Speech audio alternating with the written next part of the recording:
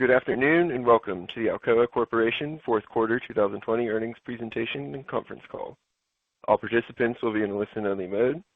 Should you need assistance, please signal a conference specialist by pressing the star key followed by 0. After today's presentation, there will be an opportunity to ask questions. To ask a question, you may press star then 1 on your phone. To withdraw your question, please press star then 2. Please note this event is being recorded. I would now like to turn the conference over to James Dwyer, Vice President of Investor Relations. Please go ahead. Thank you, and good day, everyone. I'm joined today by Roy Harvey, Alcoa Corporation President and Chief Executive Officer, and William Oplinger, Executive Vice President and Chief Financial Officer. We will take your questions after comments by Roy and Bill. As a reminder, today's discussion will contain forward-looking statements relating to future events and expectations that are subject to various assumptions and caveats. Factors that may cause the company's actual results to differ materially from these statements are included in today's presentation and in our SEC filings. In addition, we have included some non-GAAP financial measures in this presentation. Reconciliations to the most directly comparable GAAP financial measures can be found in the appendix to today's presentation. Any reference in our discussion today to EBITDA means adjusted EBITDA. Finally, as previously announced, the earnings release and slide presentation are available on our website. With that, here's Roy.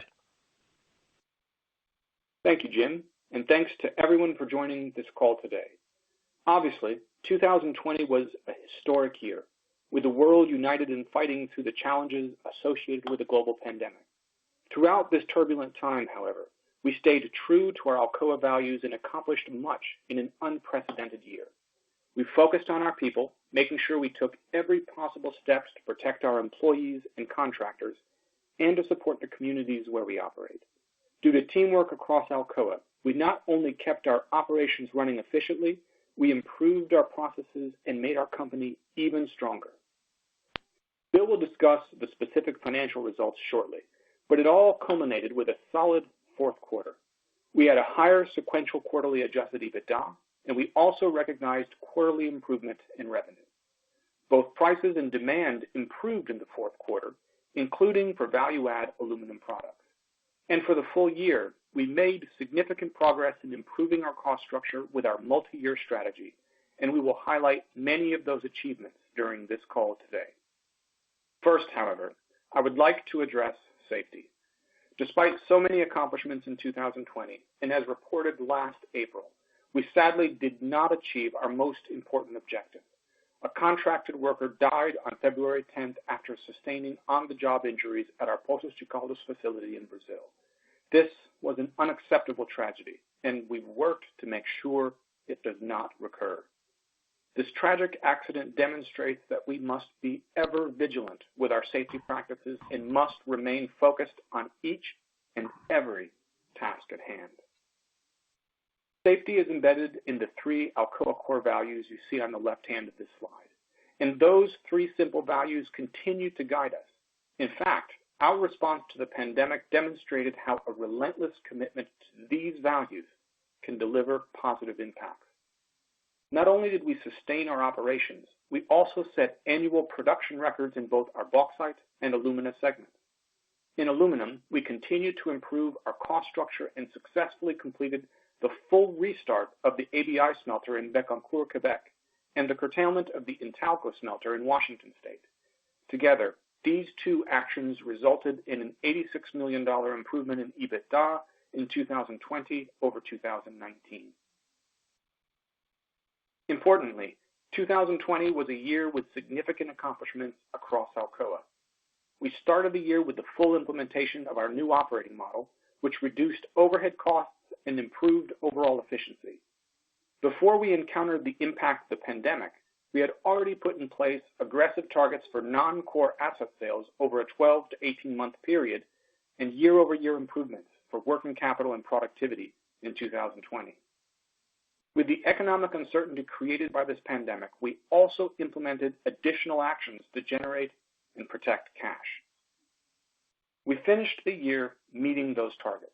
We met our combined objective on working capital and productivity, and our announced non-core asset sales put us at the top of our expected range. Those and other actions during the year helped us exceed our target of $900 million in cash actions.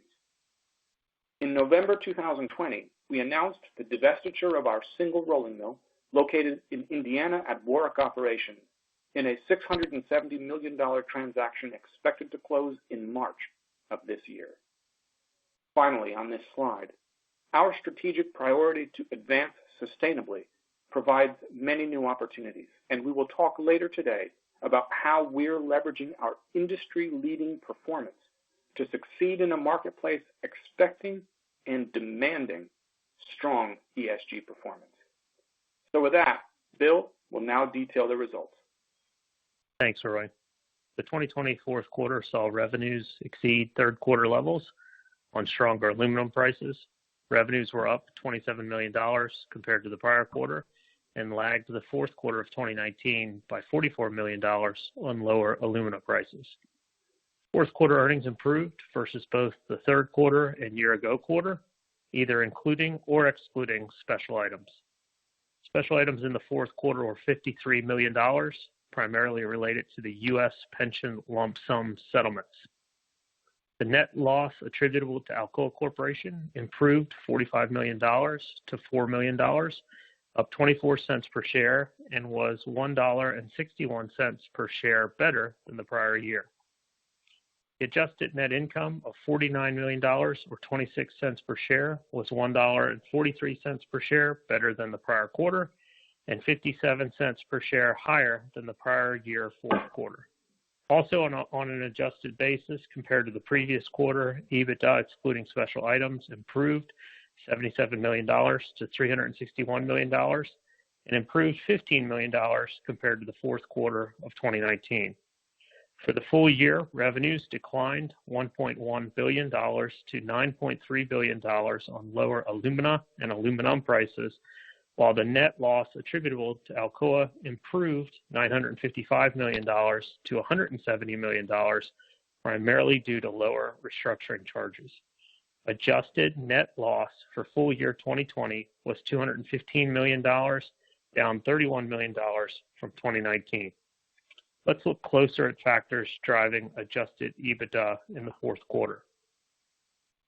Adjusted EBITDA, excluding special items, increased $77 million in the fourth quarter, with $39 million higher earnings in the segments and $40 million from favorable intersegment eliminations.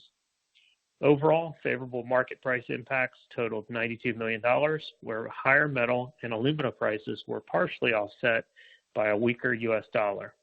All other factors combined were unfavorable $15 million. Energy costs were higher in smelters in Norway and Spain and at Brazil refineries.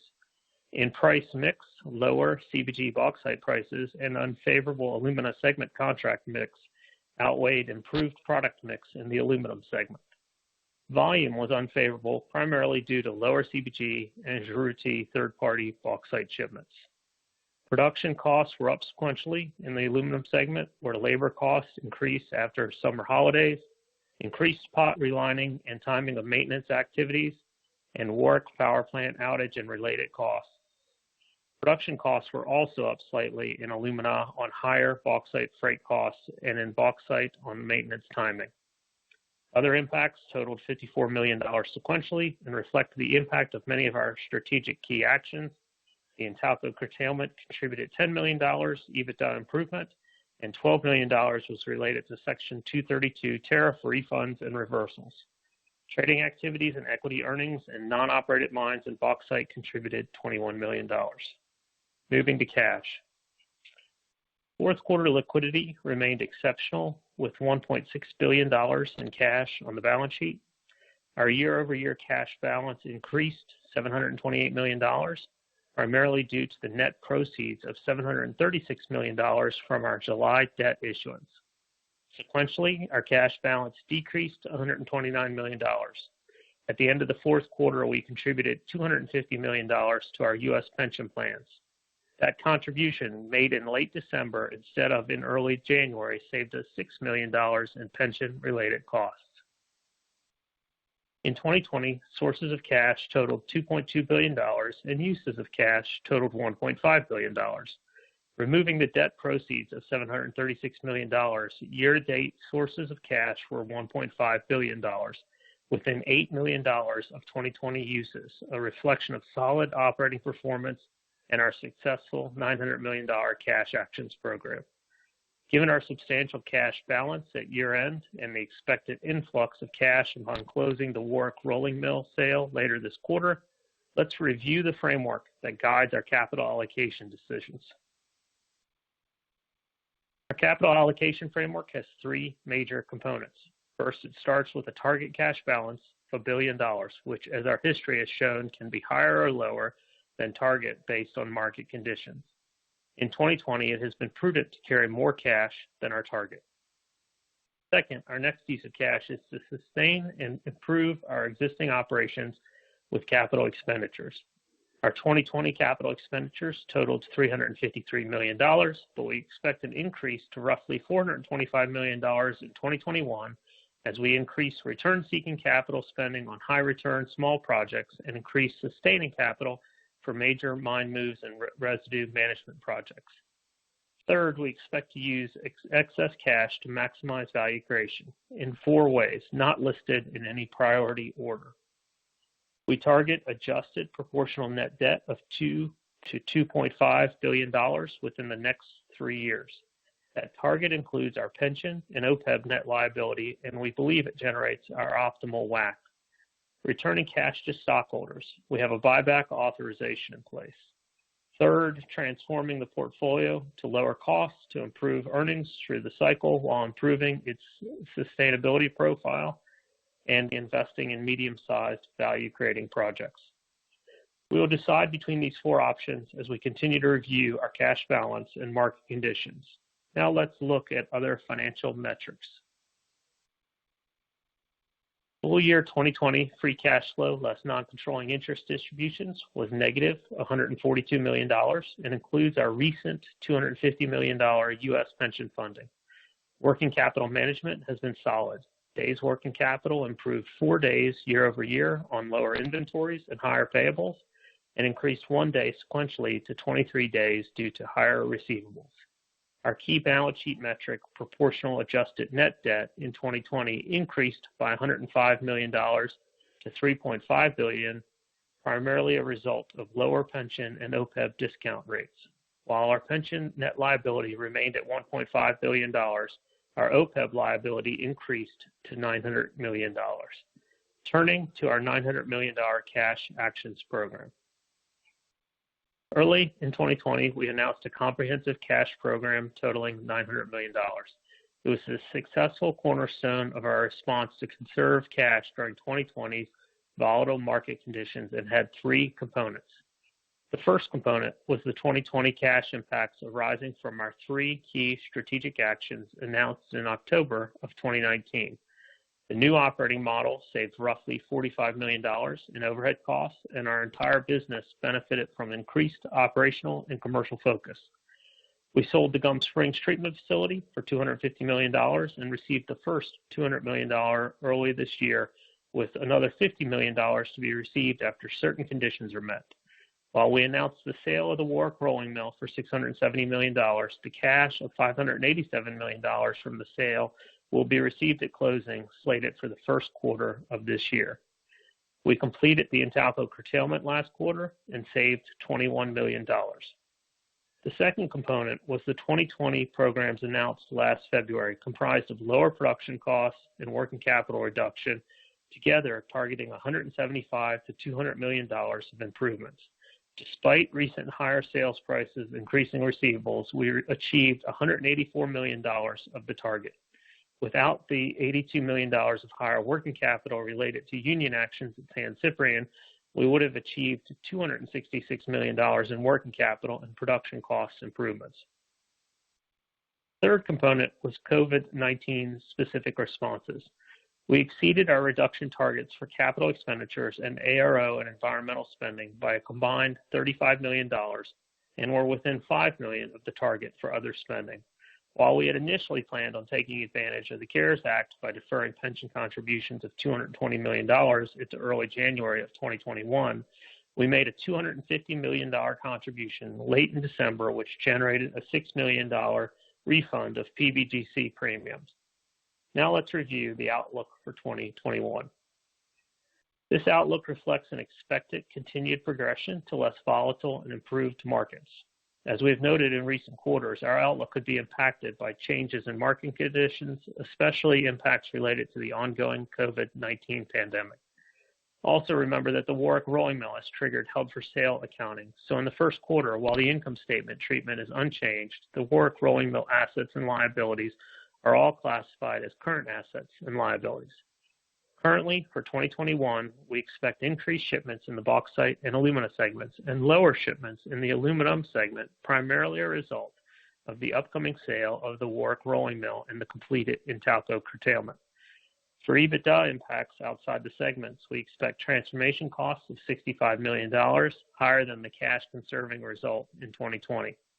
We expect other corporate costs to increase slightly to $120 million, partially due to currency impacts. Below the EBITDA line, we expect depreciation to increase to $675 million on capitalization of major projects and currency movements. The first quarter is expected to be roughly $15 million higher than the rest of the year.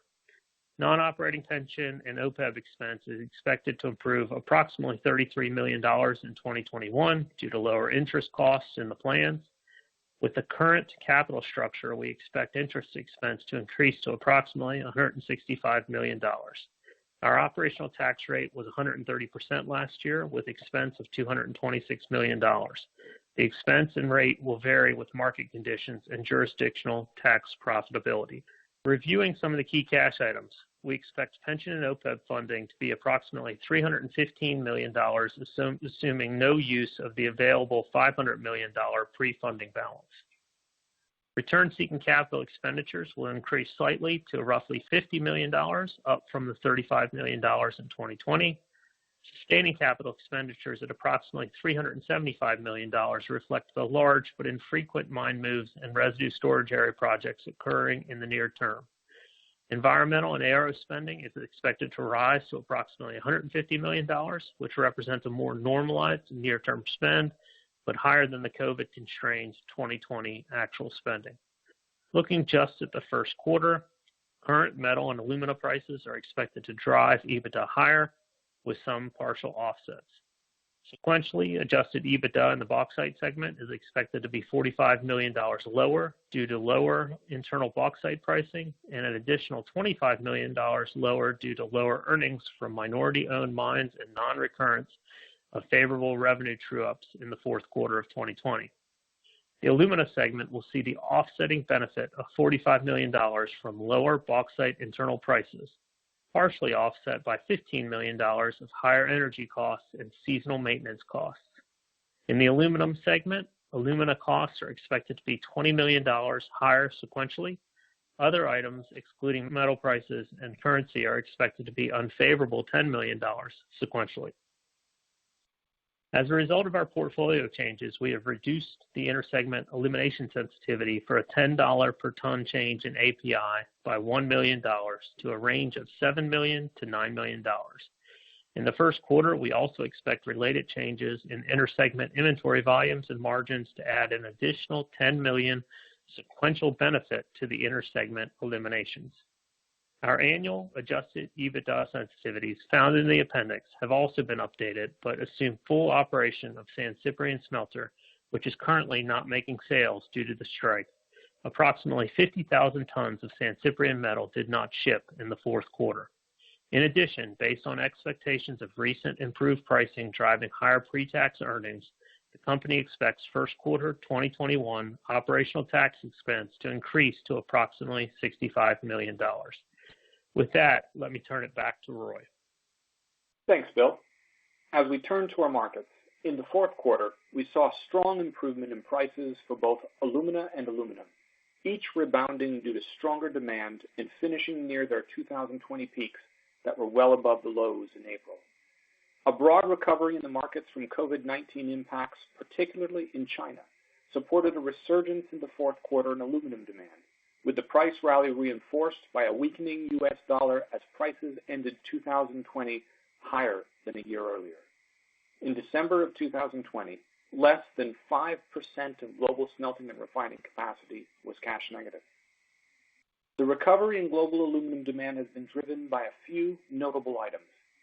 First, the reestablishment of more normal operating conditions due to reductions in COVID-19 infections in certain jurisdictions, particularly in China. Next, the ability of global manufacturers to mitigate the risks from the pandemic and continue operations. Also, monetary and fiscal stimulus programs have accelerated stronger demand in aluminum's end-use markets, and that effect is expected to continue. Now, looking ahead to our outlook for global aluminum consumption in 2021.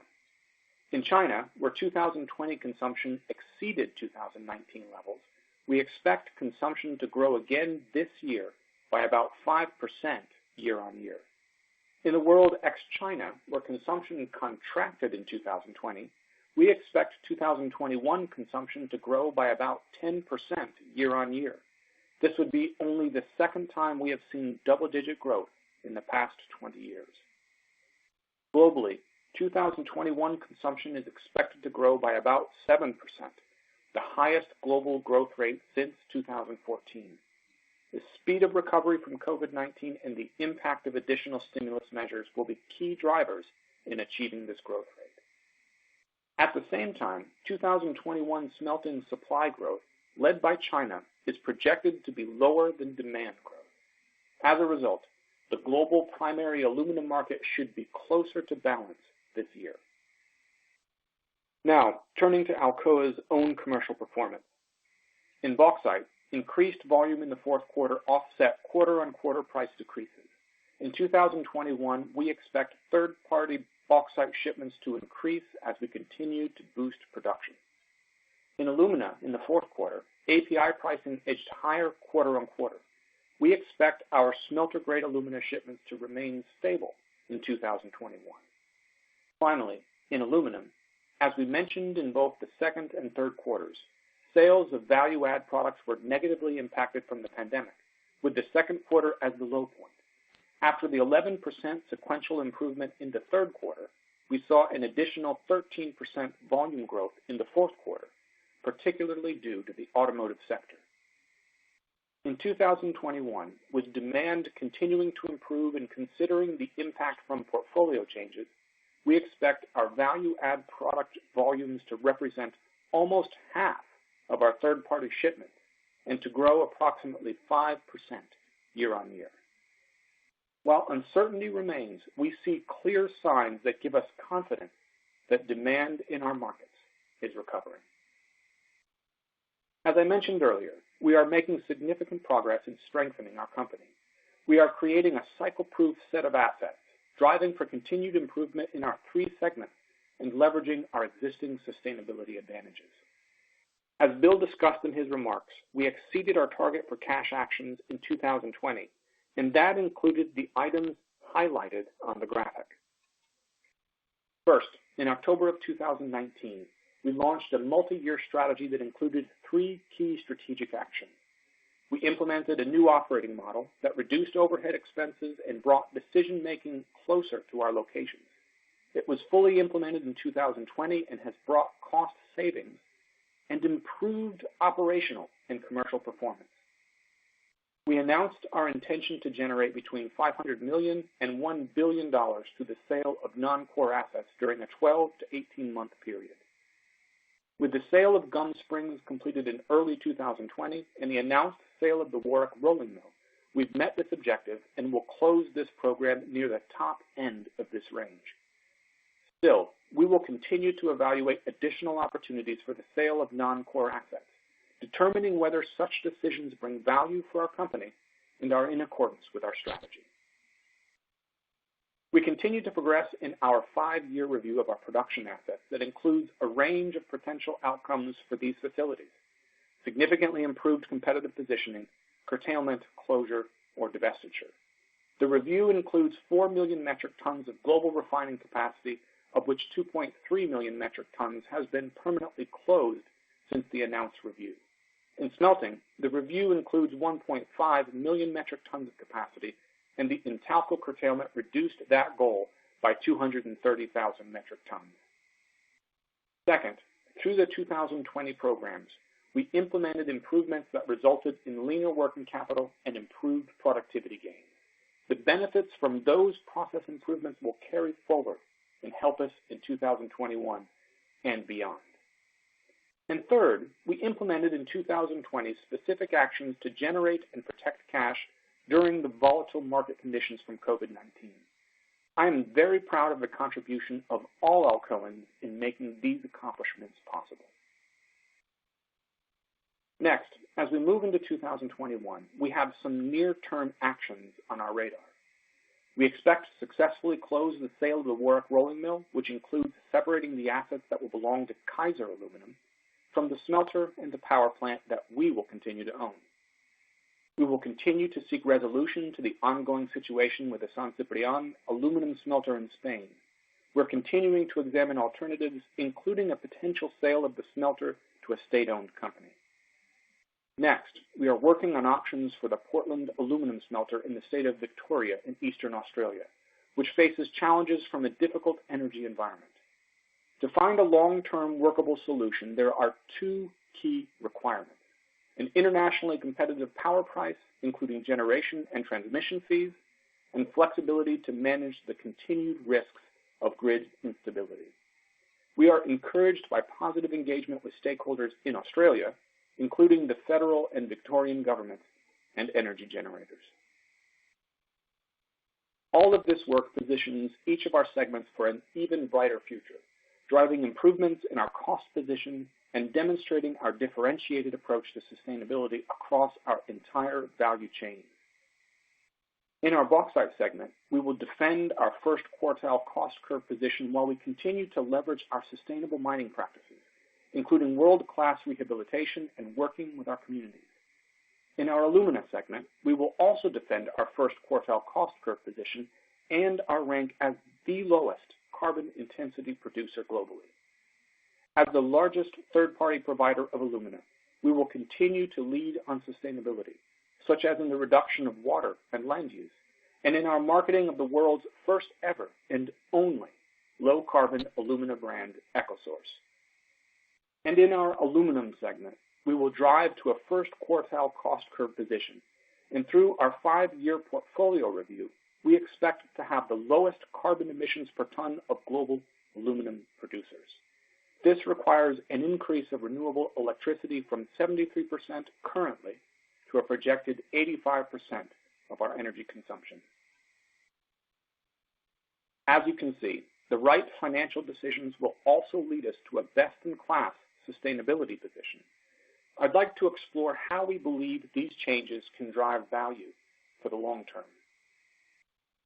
As a pure-play aluminum company active in all segments of upstream production, we have a unique opportunity to define what it means to be sustainable in the aluminum industry. We are positioned well to supply sustainably produced products and to differentiate ourselves from other producers. We've always been a recognized leader in sustainability. For example, we have been named every year to the annual Dow Jones Sustainability Indices.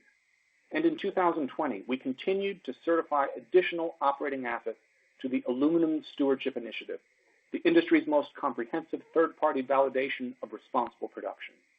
We have earned ASI certification in all 3 of our product segments: bauxite, alumina, and aluminum. As we move forward, we've identified 3 key value drivers in our sustainability strategy. First, on sustaining operations. Alcoa has a comprehensive set of mining practices serving as a blueprint on how to operate responsibly in areas with important biodiversity, such as the Jara Forest of Southwest Australia and the Amazon rainforest of Brazil. In the Jara Forest, we identify species of conservation significance, avoiding critical habitat and adapting mine plans to minimize disturbance. At Juruti, we use comprehensive forestry techniques to ensure that the rich and fragile ecosystem of the Amazon is returned as close as possible to its original status. Our reputational expertise and strong management systems which includes proactive engagement with our communities, is an advantage when renewing existing permits, expanding our mines, or considering future growth opportunities. In the middle of this chart, we show how we actively work to mitigate risks to our business. From a climate perspective, we have acknowledged the scientific evidence of climate change, and we have clear targets to further reduce our corporate-wide emissions. We are also working to minimize costs associated with mine rehabilitation while continuing to demonstrate best-in-class technologies, including the full implementation of the global industry standard on tailings management, which was developed in 2020 by a multidisciplinary panel, including the International Council on Metals and Mining, of which we are members. While a global standard is now in place for impoundments, we're also working to reduce the amount of material that needs to be stored through opportunities for reuse. In late 2020, for example, we became a member of a 4-year project that will work to transform bauxite residue into a reactive material suitable for new low-carbon cement products. The project includes 20 partners from across 12 European countries with support from the European Commission. In parallel, our teams are working with the International Aluminum Institute to identify potential pathways for the adoption of bauxite residue in cement production and use. For water, we have established targets to reduce its use in scarce regions. For example, we've now installed press filtration technology at the Kwinana and Pinjarra refineries in Western Australia. Together, they have the capability to reduce freshwater use by approximately 2.2 gigaliters, or more than 500 million gallons annually. Also, we continue to focus on lowering costs and driving efficiency, including through digital solutions. Last year, we established an operations group focused on digital transformation as part of our continuous improvement program. This group is working to make operations safer, cleaner, less physically demanding, and more productive, with everything from drones, remote sensing, and machine vision. Just one example includes our work on digital twins, which involves continuously copying data from our real-world processes and then using models to demonstrate recommended performance improvements. In the Western Australia refineries, the digital twin work has already helped to optimize real-time gas use. In 2020 alone, it has generated $1 million in savings while progressing us toward our sustainability goals. All of this work, of course, helps drive our third point of improving profitability over the long term. We believe we can leverage our existing sustainability platform to innovate and grow our family of products. Put simply, demand for sustainable products is increasing. Our existing Sustana family of products is the most comprehensive in our industry.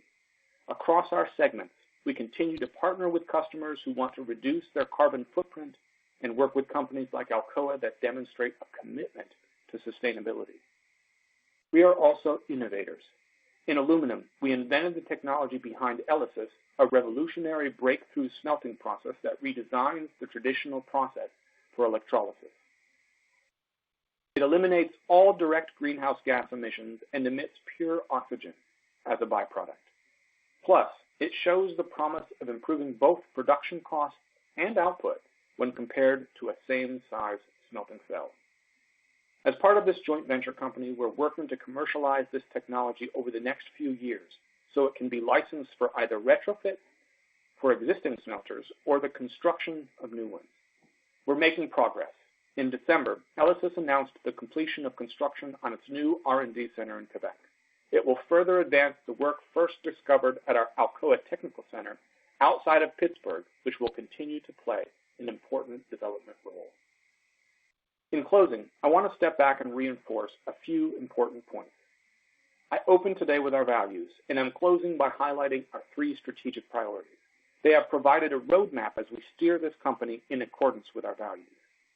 In a commodity environment, we consistently work to be low cost, and that entails reducing complexity. Our priority to drive returns includes plans to improve margins across our products. And finally, we intend to advance sustainably in all aspects of our business, economically, environmentally, and socially. My final key points today align with our values and our priorities. First, during the COVID-19 pandemic, we kept our operations running and running well. Despite the challenges from a tumultuous year, we were able to achieve results beyond expectations, and we will continue to focus on keeping our operations safe, following all health-based protocols. Second, I'm proud of the teamwork in 2020 that allowed Alcoa to not just stand up in the face of adversity, but to move this company forward during such a challenging time and in accordance with our strategy. We met many goals last year: cash management, non-core asset sales, working capital, and productivity. All of this and more will improve this company for the long term.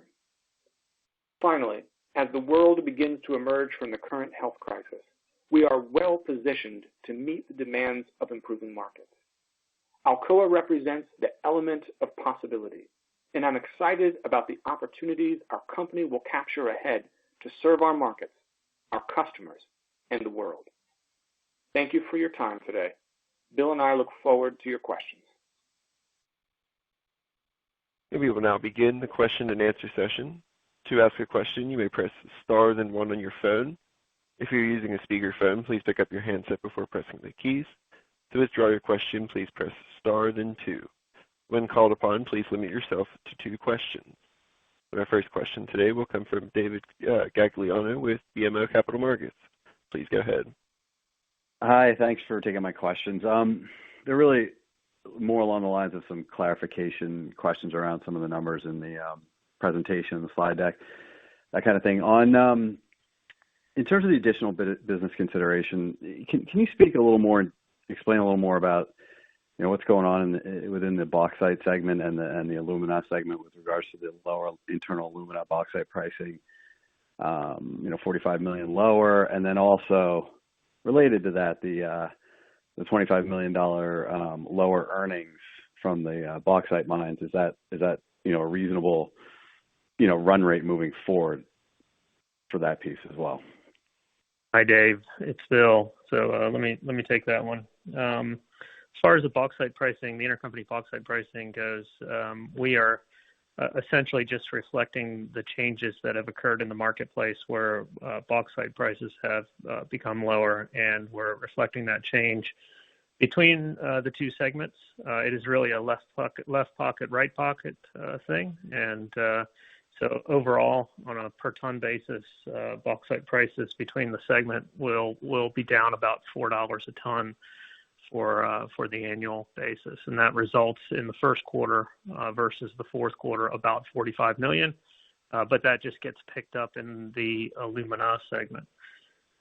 When you look at the additional $25 million down in the first quarter, the fourth quarter had some one-timers that occurred on true-up of pricing, on annual pricing, and that's not going to recur. So that leaves some higher costs and some lower equity earnings from the joint venture mines, filling the additional, let's say, $15 million of lower earnings.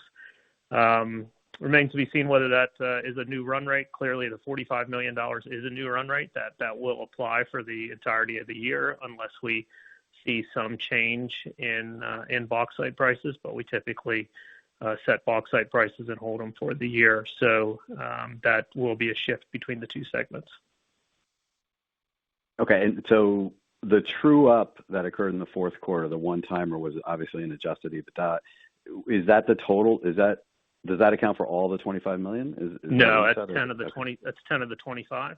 10 of the 20. Okay. So in the fourth quarter, we had true up on a couple of different areas on pricing. One in Western Australia, one in CBG. That resulted in about $10 million of earnings in the fourth quarter, which won't recur in the first quarter. So that leaves you, out of that $25 million lower, that leaves you about $15 million of higher costs, some lower volumes in the first quarter.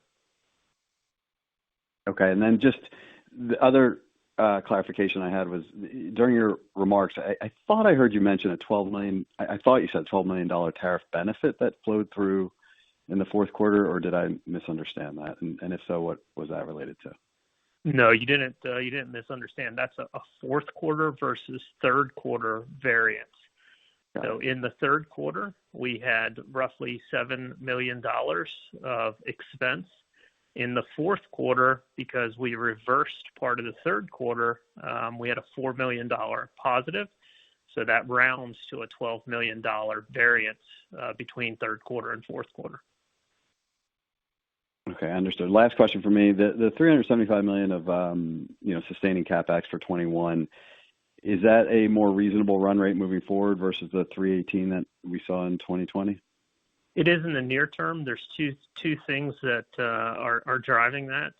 First of all, I should say in the 318 in 2020, given the market environment, we were driving real cash sustainability delays and deferrals in 2020 as much as possible, just given the situation that we were in the second and the third quarter with the overall pandemic and market environment. As we're rolling into 2021, I think the 375 for the near years is a more reasonable number. There's a couple of things that are going on in there. We still have continued spending on the mine moves that we saw some high mine move spending in 2020. We'll continue to have that in 2021. And we are continuing to spend money and I would say invest in the residue storage area around the system. We're going to spend a little bit more money in 2021 in the residue storage area. So that's what's driving the increase from 21 over 20. And I think for the near years, that's a reasonable amount of capital spend. It will all be based on what the portfolio changes get made over the next few years. Okay, that's helpful. Thank you. Thanks, Dave. And our next question will come from Timna Tanners with Bank of America. Please go ahead. Yeah, hey, good afternoon. So two questions. One is a broader question about the aluminum market, and another one is just about your capital structure. So I guess to start with, if I recall, 2020 was a year where aluminum didn't really stop producing despite the dip in demand that you identified. So into 2021, if we think about the market, are there lots of sources of additional supply, or do we expect that this demand will be met with kind of the same base of supply? And if you could comment on both aluminum and alumina on that one, and then I'll ask the other question. Thanks. Sure, Tim, so I'll take that one. This is Roy. So, I think 2020 was certainly a rather remarkable year in a lot of ways. And I think it's to start off in China, you saw a significant drop in demand in first quarter, and then you saw a pretty significant recovery across the year to a point where you actually grew 2019 to 2020. So from a demand perspective, you actually saw some progress in China. Going into 2021, we continue to believe that demand is going to be increasing. We think it's going to be about 5%, as I mentioned during the presentation. So demand is a very good story there. You're still seeing some supply growth inside of China, and so that's particularly headed in the direction of the Yunnan province where they can get hydropower. It is more constrained than we've seen before. However, you are continuing to see some supply come out. Outside of China and really looking towards the rest of the world, and again on aluminum, starting on aluminum, you didn't see as big an impact in Q1, although there was certainly a lot of uncertainty. Then going into Q2 through Q4, you saw some buildup of inventories, and so those continued to exist. And you really didn't see significant curtailments. Intalco is one of the few places that we chose to curtail, and that's really about all you saw across the market. So you generated the inventories. You certainly didn't see any supply growth, perhaps saw it come down a little bit. Going into 2021, because you've had a year where your demand has dropped from 2019 to 2020, you'll actually see a pretty significant improvement to 10%. I think I mentioned it's one of the few times we've seen double-digit growth in a very long time. So we will see a pretty significant recovery, and certainly not expecting to see any kind of supply growth or much supply growth coming out beyond some creep activities, et cetera, that you might see across the rest of the world and no announced restarts.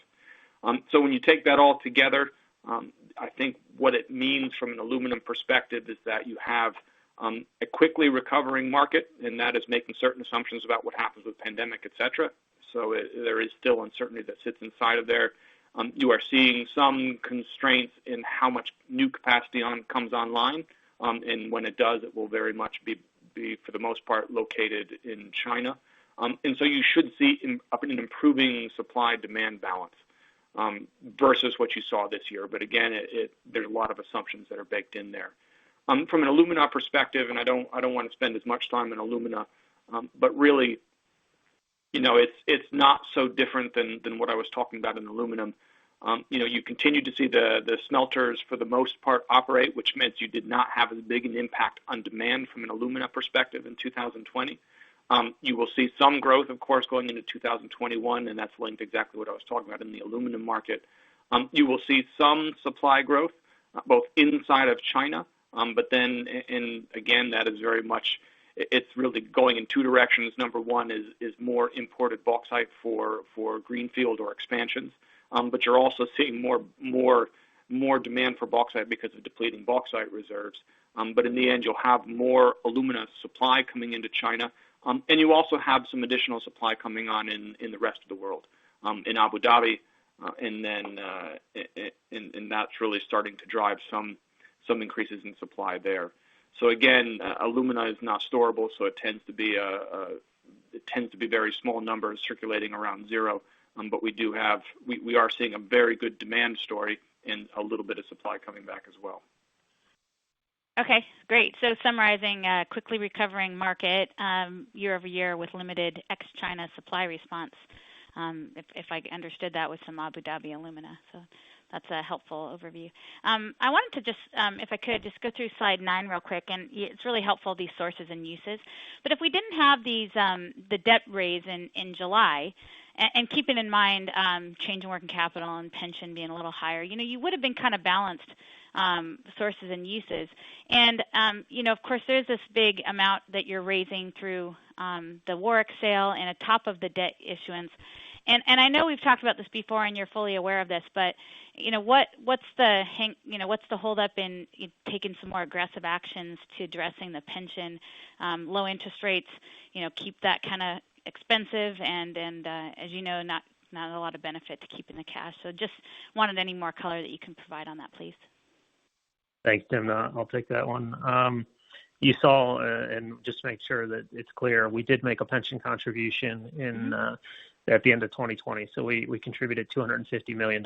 That allowed us to keep our pension and OPEB total liability relatively flat in a significantly declining discount rate environment. So we continued to take action even in 2020 in a year that was a pandemic year. We had thought we would defer that payment out of 2020, but when we saw that the cash that we had on the balance sheet was pretty robust and the outlook is okay, we thought we would make that contribution. As far as overall capital allocation goes, I'll point you in really two directions. First of all, we do have a net debt target, and we still have that net debt target, and that net debt target is $2 to $2.5 billion. And we ended the year, I think, around $3.5 billion on proportional net debt. So we still need to do further deleveraging, either through the pension or through buyback of the bonds to get to that debt target. We think that we could get there simply by making mandatory contributions over the next 3 years. But that is the one target that we have as far as the capital structure goes. And then lastly, the point I'd make is we on purpose put the slide in there that refreshes people about our capital allocation model. And our capital allocation model is we want to maintain $1 billion of cash on the balance sheet. We weren't always able to do that during 2019 and 2020, but with the debt issuance that we did earlier in this year, we have greater than $1 billion of cash on the balance sheet. We want to sustain the operations. We're spending $375 and $50 on sustaining and return-seeking capital projects. Beyond that, we will balance those 4 items. And one of those items, obviously, is deleveraging with the debt target. So more to come. I think we acknowledge the fact that we're sitting on at the end of the year a significant amount of cash. Hopefully that the Warwick transaction completely gets done at the end of the first quarter, and we'll have more cash. So more to come over the next 6 months or so. Okay, gotcha. Thanks, Bill. And our next question will come from Lucas Pipes with B. Riley Securities. Please go ahead. Hey, good afternoon, everybody. So you've really accomplished a lot on the portfolio optimization side over the past years, and congratulations on all of your success there. And two questions on that. Kind of what are the priorities from here? And then two, a question that we get fairly frequently from investors. How is this going to impact your cost position going forward? And when I go back to prior quarters, you commented how this would move you lower on the cost curve, including aluminum, where you haven't been at your target range. But how should we try to capture this in our model? What are some of the moving pieces going forward? Thank you very much. Yeah, Lucas, thanks for the question, and let me talk a little bit about portfolio, and then I can have Bill fill in a little bit on the cost curve side as well at the end. So we really broke it down into two very specific programs. It was 4 million metric tons in refining, and as you'll remember, we did a permanent closure of Point Comfort, which was 2.3 million metric tons. So on the way there. On the smelting side, we had a program of 1.5 million metric tons. Really, the first action was the approximately 280,000 ton smelter in Intalco, or 280,000 tons of operating capacity. And then we also are starting to take action in San Ciprián, although that curtailment itself has been put on hold because of a recent legal judgment. And we're now in negotiations with the Works Council because of an ongoing strike. So I think those things are pretty clear. We'll continue to keep everybody informed about what happens in San Ciprián, but we have a tentative agreement to restart our ability to sell in San Ciprián here shortly. But of course, we have to wait for that to actually be ratified. Looking forward, Lucas, I think I would just remind you that each of these reviews has a number of different potential outcomes. First and foremost, hopefully that we can find a solution so that they can become more competitive. And of course, that also connects with power source. So as you imagine, we're trying to solve not only for best financial outcomes, but also for low carbon because of the emerging ESG expectations and our drive to also be the lowest carbon producer in aluminum and to continue to be the lowest carbon producer in refining as well. So we look to try to make a real difference in the cost positions of each of the plants that are higher on the cost curve. The second piece, of course, could be curtailment or closure, and then finally the other option is divestiture, which as markets improve becomes more and more possible or likely. The other moving piece that I'd put in front of you is Portland. That was an agreement that we had made with the government in the last power outage that occurred. We had brought that back up again. We're in the midst of discussions with the federal, the national government, but then also with the state of Victoria. A lot of good discussions. We certainly seem to be making progress, but that's going to be the next one that we'll need to make a decision on, and it will very much depend on how the market looks, and then of course what the final deal is and what we can do with power prices. So outside of that, we have not named any specific locations. I would say that we are very determined to continue to move on both the refining and the smelting program. The real purpose is to make sure, again, of two things. To secure, in the case of refining, to secure our first quartile cost curve performance, and then to preserve that lowest carbon producer globally. And from an aluminum perspective, it helps us to slide down from the second into the first quartile of the cost curve. And then will also make us the lowest carbon producer and from that standpoint as well. And that doesn't even get into the ELYSIS potential that we have, which is a zero carbon technology that we're developing as part of the ELYSIS joint venture. So lots of work still ahead of us. It was a 5-year program. We have made deliberate steps over the course of 2020 in order to move forward, even with all the craziness swirling around us from the pandemic. But more to come, Lucas. I guess I'd turn it over to Bill, and if you wanted to comment a little bit more on the financial side. Thank you very much. Roy, I think you summarized it well. So, Lucas, just to be clear, bauxite maintained our first quartile cost position. alumina, maintain our first quartile cost position, maintain our best CO2 emitter position, and actually get better. And then on the aluminum side, we bounce between the top of the second, the bottom of the third quartile cost curve, and we're targeting for the top of the first quartile, so right around that 25th percentile.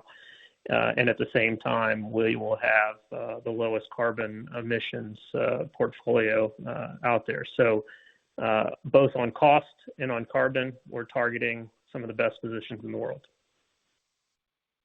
That's helpful. Thank you for that detail. That gives me things to think about as well. So appreciate that. Quick follow-up question. On the earlier question on China, you mentioned the strength. Could you elaborate a little bit as to what end markets appear to be driving the demand recovery in China in particular would be? Thank you. Sure. And it's, oddly enough, it's pretty broad-based. And so it's hard to pick one single piece of the Chinese recovery that is outstanding. Construction, certainly, because it's such a large proportion of the aluminum consumption is growing, we think around 4% for 2020. The other piece that really was very much infrastructure driven was machinery, and a lot of that going into infrastructure builds, and that's about 15% of the total Chinese aluminum demand, and that's growing just a little bit shy of 5%. We think about 4.7% in 2020. And then I would also highlight the electrical systems, and particularly ultra-high voltage. We think that's growing about 6% in 2020, and that's about 13% of the total market. Looking towards 2021, it's sort of the same story where you've got a lot of strength going across a number of different areas. Continue to see similar construction growth. Packaging doing very well as well, almost 6% growth we're expecting in 2021. Machinery continues strong and again very much connected to infrastructure growth. And then transportation, and particularly automotive passenger vehicles, and with a shift to the new energy vehicles continuing or really had a decent year in 2020, but roaring back and strengthening up even to about 9% for 2021. So again, it's when you've had what was a challenging year, it's a really strong recovery. That's very helpful detail. I appreciate it very much and continue best of luck. Thank you. Thanks, Lucas. Our next question comes from Curt Woodworth with Credit Suisse. Please go ahead. Yeah. Hey, good evening, Wendell. So I've got Hi, Curt. Hey, so similar question to Timna, just on capital structure. When you look at the balance sheet today, 1.6 billion cash, and then pro forma work, assuming that goes through, you're close to 2.2, and then you still have additional non-core asset sales you're looking at, and the business is generating pretty good free cash at spot pricing. So it's not unforeseeable that cash balance is going to continue to grow in the next year. And you've kind of talked about on the pension side, just the mandatory contributions get you where you need to go for the leverage target. So I'm just curious, at that point, would you evaluate a more material buyback? I know you have 150 million left, or taking the dividend up, or is it the type of thing where, depending on how successful the pilot program at ELYSIS goes, that theoretically, to make more of the footprint carbon free, would require more capital? I'm just kind of curious to think about what you're kind of thinking beyond the short run. Is my first question. Yeah. So again, four potential uses of excess free cash flow, and if I could just give you some color on each one of them, and I think you touched on a little bit of this. In the near term, the mid-sized growth projects has always referenced our refining projects, both in Australia and in Brazil. We put those projects on hold in 2020 due to the crisis, and have yet taken them off hold. So should give you an indication of the near-term spending around the mid-sized growth projects. If we then look at return to shareholders, we do still have $150 million of an authorization of share buyback. So that gives us the opportunity there. We do not have a dividend at this point. If we saw ourselves in a position, Kurt, where we generating consistent free cash flow through the cycle, that would certainly be something that we would analyze and consider. The repositioning of the portfolio, depending on what happens with some of these key assets, and Roy specifically talked about San Ciprián, he talked about Portland. Depending on what happens there, that will cost us some money, and we've not given transparency around how much that will cost, just because we don't yet know what the outcome is on those particular plants. And then when it comes to the deleveraging, we are committed to the $2.5 billion. As you and I have discussed in the past, and I think Timna alluded to this, the pension is an opportunity for us to deleverage further. And the pension is a large underfunded pension for the size of our company, and that's why over the course of the last 4 years we've consistently done everything we possibly can to try to address that pension and OPEB liability. So as I said to Timna, we'll have more clarity during the course of the year, and we'll be balancing those 4 items. Okay, that makes sense. And then on the pension, I think the total pension OPEB funding of $320 for this year, but then you also say that does not include $197 million related to what was deferred to January 4th. So I guess the question is, what is the right number for this year? Yeah. And let me clarify that. There's lots of numbers on pension, and it's important to understand where what the boundaries are on pension. We began this year with close to $700 million of pre-funding balance, and we used part of that pre-funding balance for the 2020 deferral. And you may say, how do you get to $700 million of pre-funding balance? The funding that we made at the end of December added to our pre-funding balance. And then early January came, and we had to use part of that pre-funding balance to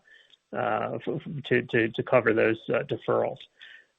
So as we look forward, the range of outcomes for the company in 2020 is if we use no pre-funding balance, we will contribute $320 million. If we use if we use all applicable pre-funding balance, then we could be contributing as low as about $150 million of cash in 2020. So that's the range of outcomes. If we use pre-funding balance, it's $150 million. That's both pension and OPEB. If we use no pre-funding balance, it's $320 million, both pension and OPEB for 2020. Okay, perfect. Thank you very much. Thanks, Kurt. And our next question comes from Alex Hacking with Citi. Please go ahead. Thanks, Roy and Bill. And congrats on all the sustainability efforts that you're making. Just following up on the assets, not sure how much color you can give here, but I guess what's the timeline for the legal process at San Ciprián? Is this something that could drag on a while, like in terms of years, or are we thinking more in terms of months? And then at Portland, you talk about the power contract there. Obviously, price is one aspect. You also alluded to the instability of the grid. And I guess, what are you looking for there in terms of, ensuring that you'll get the kind of stability of supply that you'll need going forward? Thanks. Sure, Alex. Let me hit on both of those. So from a San Ciprián perspective, there's really a couple different routes. So the timing is going to depend on where we find ourselves and how those couple routes move forward. So the legal process, and we've filed an appeal to the negative judgment that we received, that could last for a while. It takes time, and so no question that is something that just requires patience. However, at the same time, we're also in discussions with the Works Council in order to end the strike to try and see once again if there's the potential for the state-owned company to take ownership if Spain truly wants to continue to produce aluminum. And so that one could move more quickly. It's not instant. It takes time in order to try and understand and determine what is an acceptable deal. But it's something that we obviously are considering committing to as we move forward with these discussions with the Works Council. So it will certainly take some time, and it depends on which route we go on. From a Portland perspective, and really that's moving towards the middle of this year when the current deal with the government ends. Flexibility, really what I'm trying to refer to there is that, we found ourselves in, we have a power price issue which is structural for the state of Victoria, but we've also had significant issues where the power has simply not been delivered to the plant. And as you can imagine, you only can spend a couple, 2-3 hours before a plant gets into serious trouble. So the flexibility we need, number one, is to make sure that we have a consistent power supply. And then number two, that our contracts are sufficiently flexible and give us exit clauses. That means that we're not forced to rebuild in order to restart, and that we have the right path forward so that we can not only have a good price, but also have the flexibility in case something were to go wrong because of the instability of that particular grid. Okay, thanks. So, simplistically, are you looking for prioritization on power when they run into issues with the grid? I'd look at it more at what are the clauses in case there is another power disruption, whether it's a take or pay or whether you structure it in some other way. How do you recognize the instability of the grid? And then on the other side also is what are the benefits that you can accrue from things like interruptibility, where you have a shorter term interruption as well. So it gets into a little bit of the arcane contractual language in trying to build that. Not so much prioritization, because if the power is flowing, typically there's enough, and we're right on the direct path. Okay, I got it. And then just, I guess, one final one, a quick one. You mentioned that value-added products should increase about 5% year over year. I guess my question is, how does that compare to 2019? To sort of take us back to where you were? Yeah, maybe Bill has a more quantifiable answer, but the issue that you have is that you've got some pretty significant portfolio changes. And so Intalco was very heavily weighted over towards value-added production. And San Ciprián, is also heavily weighted over towards value-added production as well. So as you look into 2020, and currently with San Ciprián not producing nor selling products, and then with Intalco no longer in the portfolio, it's that you're changing both the numerator and the denominator. And so the 5% really represents what's happening across the portfolio, and so it's probably underrepresenting the fact that the markets are improving. I don't know, Bill, if you have something that would be a bit more quantifiable to be able to answer that. No, I don't, Roy. I think you hit on all the key points. It really depends on some of the asset shifts that we've made, and the fact that Intalco was curtailed was a lot of value-add products. So no comparison to 19 that I have. Oh, perfect. Thanks for the color. Have a good evening. Thanks, Alex. Thank you. And our next question comes from Chris Terry with Deutsche Bank. Please go ahead. Hi, Roy and Bill. Hope you're both doing well. I'll try to be quick, just two quick ones. With the pre-funding balance, just to help understanding that, why wouldn't you use that, I guess, to be direct? And then the second question, you talked around the energy costs in the alumina division. I just wondered if you could talk about caustic and then also carbon for the smelting. Thanks. Just what you're seeing for 21 on the cost outlook. As far as the pre-funding balance goes, Chris, having the pre-funding balance gives us flexibility to be able to defer payments in difficult years. And so a year like last year, where we were sitting in April and metal prices had plummeted, alumina prices had plummeted, it gives us the ability to manage through some of those cycles. So it will depend on how strong cash flow is during the course of the year to whether we maintain that pre-funding balance or not. Your next question should probably be, well, when will you use that pre-funding balance? And we will use the pre-funding balance as we, get far closer to a fully funded pension.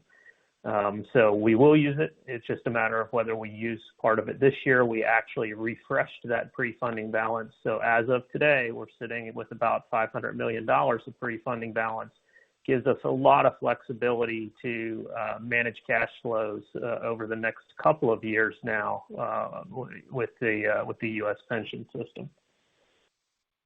What was your? I'm sorry. What was your second? What was your second question? Just some comments on the outlook for costs. You mentioned energy costs specifically for 1Q21, but just on caustic and carbon and the trends in those on those costs. Okay. Yeah, I can definitely address that. Let me address carbon first. On the carbon side, we are seeing some higher calcined coke prices and green coke prices. And so we saw that in the fourth quarter, and in relation to where they were a couple of years ago, certainly not big, but we did see some increase in calcined coke and green coke prices. We're projecting those to continue into the early part of 2021. You've probably heard me talk about coal tar pitch and the stubbornness of high prices on coal tar pitch. We have finally started to see coal tar pitch in the fourth quarter took a fairly decent decline from the prior quarters, but may trend up a little bit again in the first half of next year. And then lastly, caustic prices have come down sharply over the course of the last 6 or 8 quarters. And we believe that at least in the near term, they will stay at those lower levels. So not a lot of upward pressure from caustic prices in the first half of next year. I should say this year. I keep saying next year. My mind is still thinking about the fourth quarter. So in reference to the first half of 2021. Thanks. Thank you. That's helpful. And Chris. And our next question comes from Emily Chang with Goldman Sachs. Please go ahead.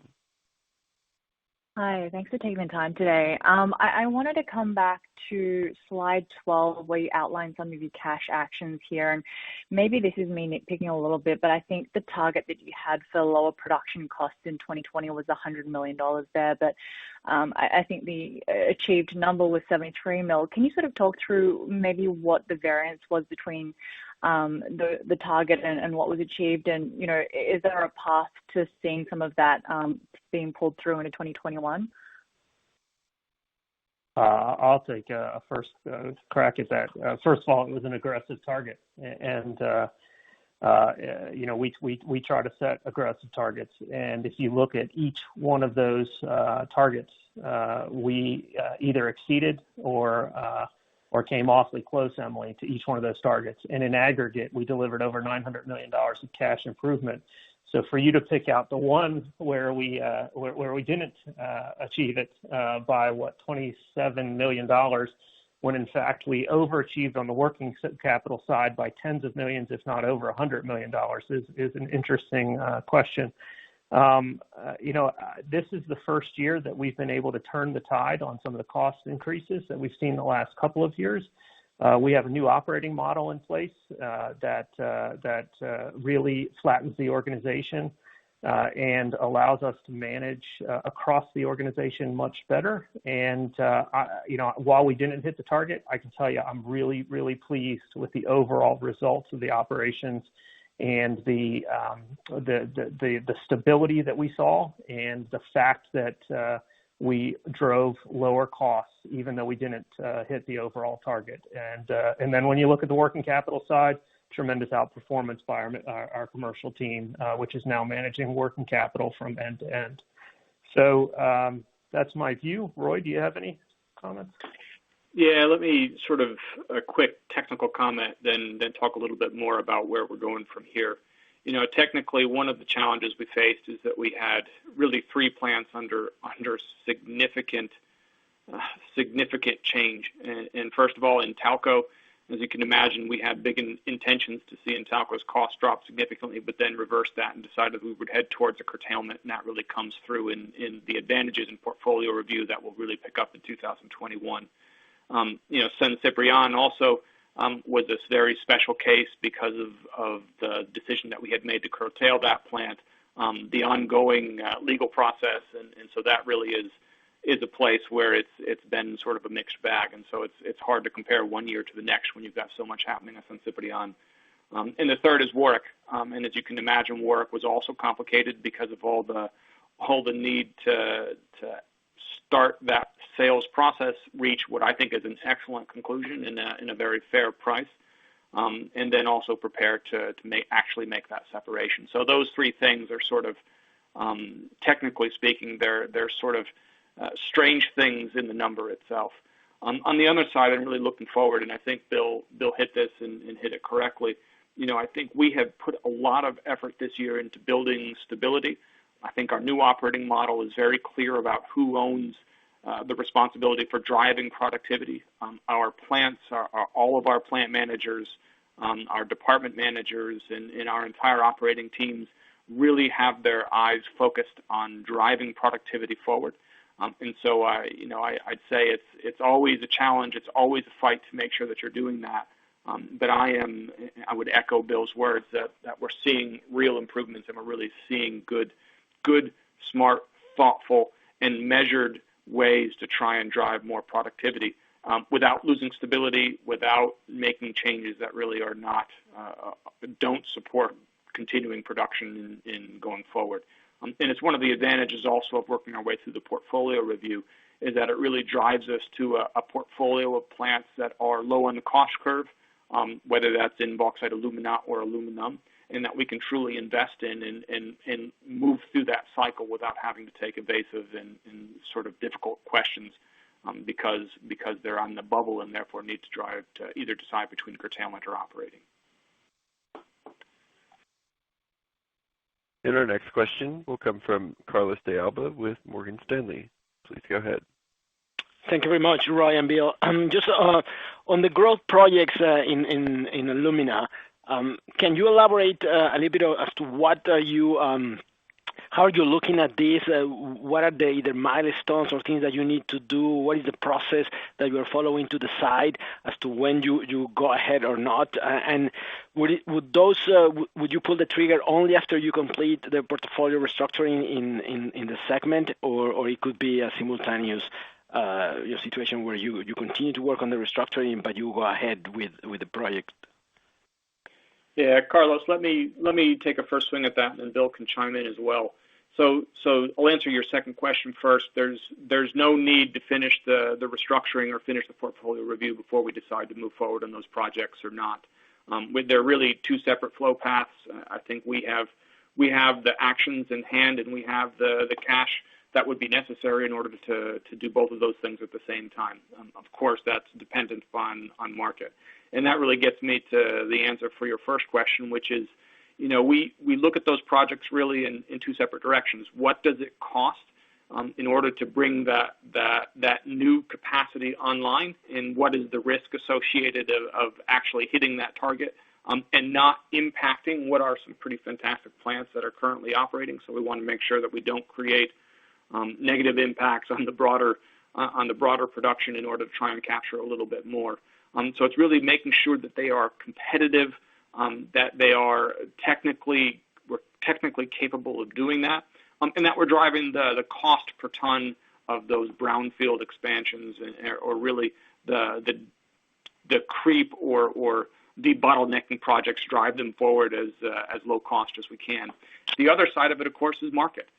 And so we are constantly looking forward at how the market looks. That impacts the cash that we have available, of course, but it also impacts whether we can get a return on putting that excess capital in order to do those debottlenecking projects. And so that's sort of the nuts and bolts of looking at the market, not just for this year, but really out the next 5, 10, or even further. and understanding, and in the case of Western Australia, understanding our bauxite reserves and how we're going to use them, and then also evaluating all the different opportunities that we have. But in the end, and then circle back to your second question yet again, there's not a constraint outside of our belief that we can drive a real return for our shareholders by doing those projects, given the market that we see going forward. I don't know, Bill, if you'd want to add to that or anything. No further comments, Roy. You covered it well. And just Bill, this is probably relatively small, but on page 13 of the deck, the transformation EBITDA increased 60 to 65 million negative in the outlook. Maybe you mentioned this, but if you did, I missed it. What is the driver of that? Yeah, I actually didn't mention it, Carlos, so it's good that you asked it. We were really in the second and third quarter of 2020, we were in cash conservation mode, given where alumina and aluminum prices were. So we were delaying as much as we could on the transformation side. And I think that's to some extent just to reflect that is being reflected in that outlook for 2021, about a $20 million increase in cost on projects that we didn't do in 2020. All right, excellent. Thank you very much. Good luck this year. Thanks, Carlos. Thanks, Carlos. And this concludes our question and answer session. I'd like to turn the conference over to Roy Harvey for any closing remarks. Thank you, Cole. I appreciate the help on today's call. And for everybody, I'd like to thank you for joining us as well. I am very proud of what our employees have accomplished in 2020. It simply has been an extraordinary amount of work in what are really unprecedented and a bit uncertain times. To put it simply, we're trying to do what we said that we would do, and that is really working towards a stronger Alcoa and really moving forward with the strategy that we've presented over these last quarters. Here at Alcoa, we are consistently driving for improvement. We are focused on making progress and looking towards the future. So I look forward to updating you again next quarter. And until then, I hope that you stay safe, healthy, and have a good evening. Thank you.